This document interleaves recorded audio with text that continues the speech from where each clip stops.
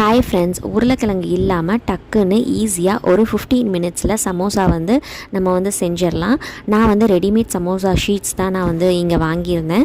கடையில் வந்து விற்கும்ல, அதுதான் நான் வந்து வாங்கியிருந்தேன். அதுக்கு ஃபில்லிங்காக பார்த்தீங்க அப்படின்னா எங்கிட்ட வந்து உருளைக்கிழங்கு இல்லை.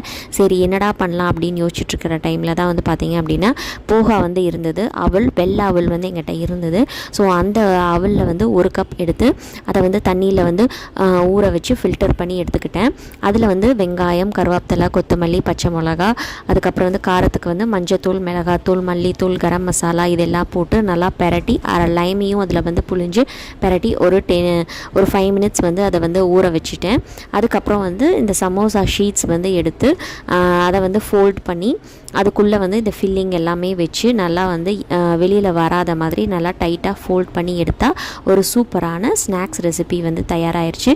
நீங்களும் உங்கள் வீட்டில் ட்ரை பண்ணி பாருங்கள். தேங்க்யூ, பாய்.